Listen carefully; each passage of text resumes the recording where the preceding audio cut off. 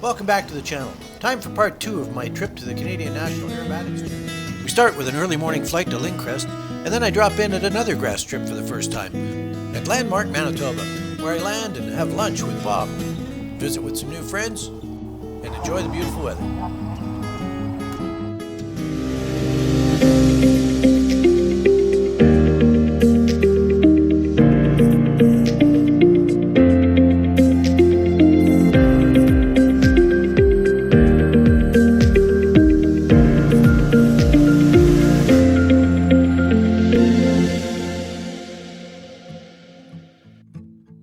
So here it is, Sunday morning, and it's another early morning flight. I needed to be airborne before 7 a.m. as it's the last day of the competition, and the NOTAM closes the airport at 7 a.m.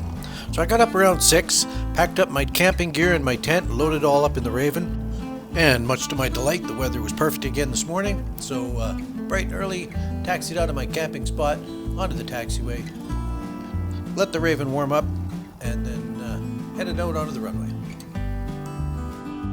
This Sunday morning, the gang from the Springfield Flying Club were hosting a fly-in pancake breakfast at the Lyncrest Airport. And seeing as how it's only about a 10 or 12 minute flight from Steinbach to Lyncrest, I was going to be pretty early this morning, but I needed to get out of there before the festivities began at the Aerobatic Championship, so away we go.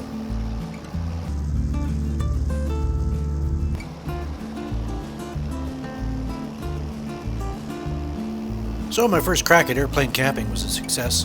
The weather was great, and my camping gear all seemed to work for me, so I'm sure I'll be doing more of this next summer.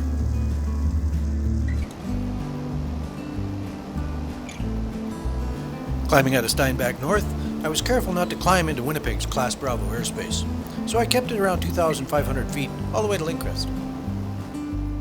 So here we are, zipping along beautiful southern Manitoba. I sped things up here a little bit to watch the scenery go by a little faster on our way to Lyncrest. Now the pancake breakfast I believe didn't start till 9, so here I am rolling in here. It's about 7 o'clock in the morning. I'm a couple hours early, so turns out I was the first guy there, or at least the first guy to fly in there. The staff was already there making preparations to get breakfast ready for everybody. Here we are coming in over the perimeter highway, all lined up for runway 27. The Springfield Flying Club have a wonderful bunch of volunteers that do a lot of work to make these things happen. We're coming over the big field of sunflowers, right down the middle of the runway. Nice smooth touchdown here on the very well kept runways they have here at Lyncrest. I've landed here many times with Raven, and my first few experiences were I was a little apprehensive landing on the grass. I wasn't quite sure what to expect, but the RV6 is quite at home landing on the grass, and this is a real nice field, so confidence level's going way up landing on the grass. It's not nearly as scary as it used to be, at least for me. I'm also getting much more familiar with how much runway I'm going to need to land on and to take off on, and what the difference is landing on the grass versus living its entire life on pavement. So here we are at Lyncrest. Time for some pancakes. When you show up 2 hours early for one of these events, it usually means that they put you to work. So I helped Harold out getting some of the tables ready before everybody showed up. And then I went on a real amazing tour of his hangar and the RANS project that he was working on. Unfortunately, I didn't video any of that, but I think that might be a good future episode. So after breakfast and a tour of Harold's hangar, Bob Klippenstein and his wife invited me to their home for lunch in Landmark. So after a quick check of the oil, I climbed in and headed to another new to me grass strip with Raven.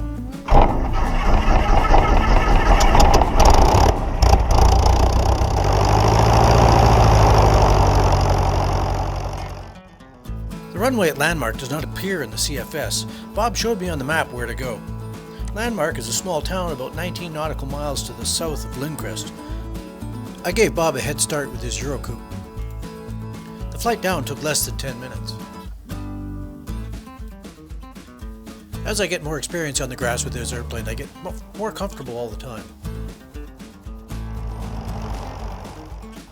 So here I go, heading to my third grass strip of the weekend, and the second strip that I'd never landed at before.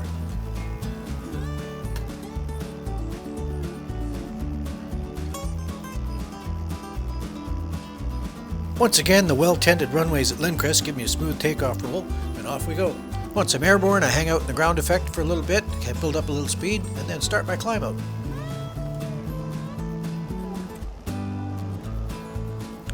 Climbing out of Lyncrest, I started my turn to the south, once again watching my altitude to avoid the Winnipeg Class Bravo. A 9-minute flight down to Lyncrest takes me over the town of Lorette and over some more of the pretty scenery of the southern Manitoba.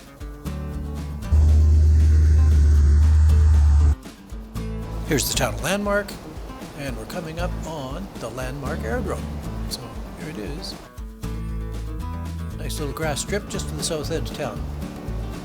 So I cross midfield and join a left-hand pattern for what I believe is runway 27, and come in for another grass landing. All the section lines in southern Manitoba measured out in a mile make it real easy to line up for runways. You know exactly when you're a mile out.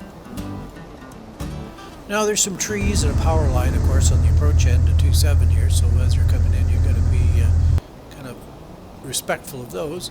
And right at the beginning of the runway, there's some hangars on the north side there, so I kind of give them a little bit of room and kind of snuck around the hangars there, and then eased it over to the center line and touched down. And once again, another nice smooth runway in southern Manitoba. I'm not sure how many people keep their airplanes there. I know Bob's got a hangar, and there's a fellow who flies a really nice Bearhawk Patrol out of there. But the runway is very well maintained, and I know Bob uses it just about every nice day he can.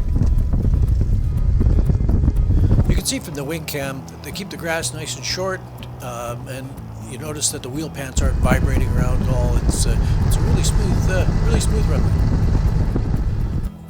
As we taxi past Bob's hangar there with his aero coupe, he tells me to go down to the end and park. There's plenty of room at the end to park. So here you can see some of the nice hangars that are at the Landmark Airport.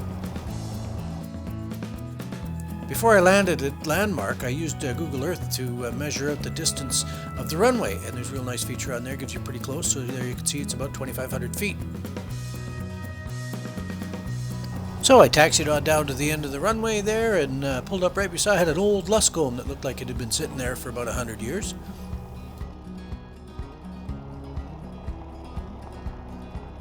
So rather than crank the throttle up and try and swing the tail around and blow dirt and crap all over this fella's Luscombe, I just shut her down here and climbed out and just pushed the airplane back just pushed her back by hand. Saves sandblasting somebody's airplane. So I don't want anybody to do that to my airplane, so I try not to do that to anyone else's.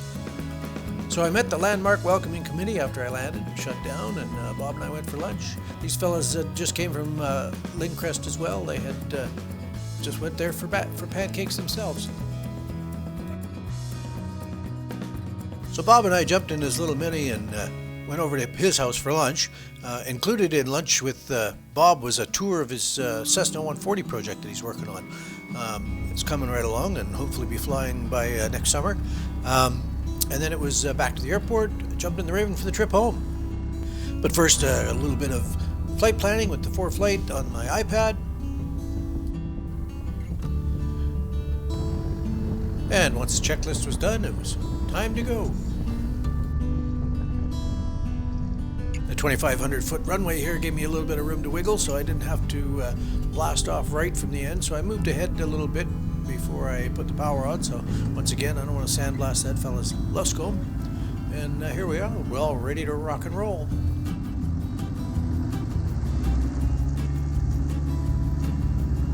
Landmark runway is real nice and smooth. If I can get the Field of Dreams runway anywhere near this smooth, I'll be really happy. So all in all, that was a pretty exciting weekend. I got to put 2 new airports in the logbook, including a 1,200 foot grass strip. Got to meet Bob's wife and go there for lunch. I went to the Canadian National Aerobatics Championship and got to meet some cool people there and watch some incredible flying there. Got to try out my tent and my airplane camping. So all in all, this was a great weekend. Thanks for watching.